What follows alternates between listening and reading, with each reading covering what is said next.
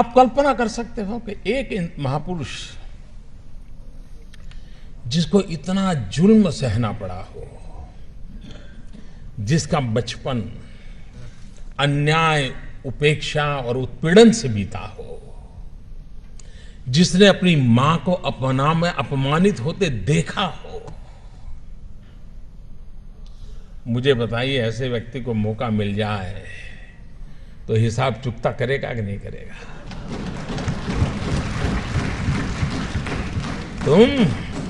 तुम मुझे पानी नहीं भरने देते थे, तुम मुझे मंदिर नहीं जाने देते थे, तुम मेरे बच्चों को स्कूल में एडमिशन देने से मना करते थे।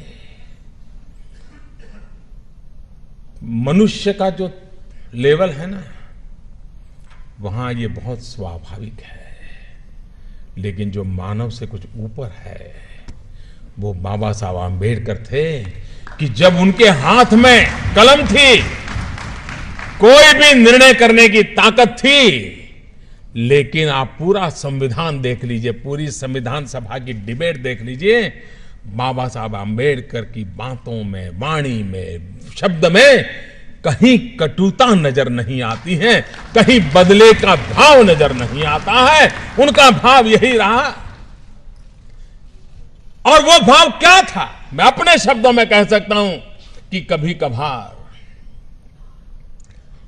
खाना खाते समय दांतों के बीच हमारी जीभ कट जाती है, लेकिन हम दांत तोड़ नहीं देते हैं। क्यों? क्योंकि हमें पता है दांत भी मेरे हैं, जीभ भी मेरी है।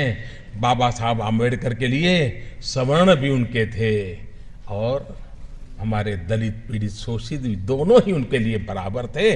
और इसलिए बदले का नामो निशान नहीं था, कटुता का नामो निशान नहीं था।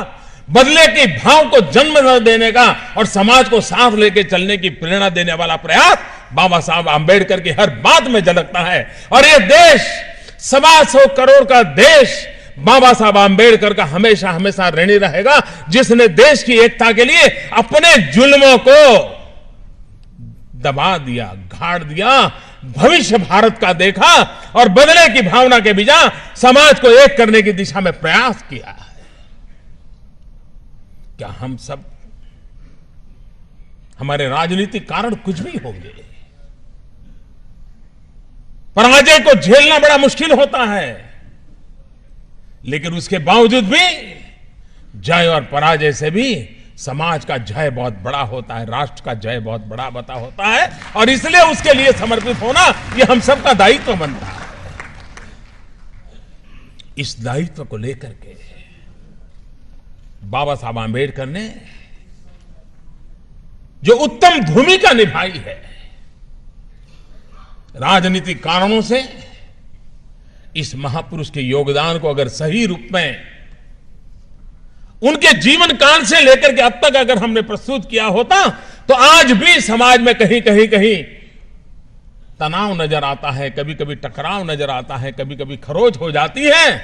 मैं दावे से कहता हूं, अगर बाबा साहब आंबेडकर को हमने भूला न दिया होता तो यह हाल न हुआ होता। दोस्तों, अगर बाबा साहब आंबेडकर को फिर से एक बार हम उसी भाव के साथ, श्रद्धा के साथ जन सामान्य तक पहुंचाने का प्रयास करेंगे तो ये जो कमियां हैं वो कमियां भी दूर हो जाएगी। वो ताकत उस नाम में है, उस काम में है, उस समर्पण में है, उस त्याग में है, उस तपस्या में है, उस महान चीजें जो हमें देकर के गए उसके अंदर पड़ा हुआ है और उसकी पूर्ति के लिए हम लोगों का प्रयास होना बहुत आवश्यक है।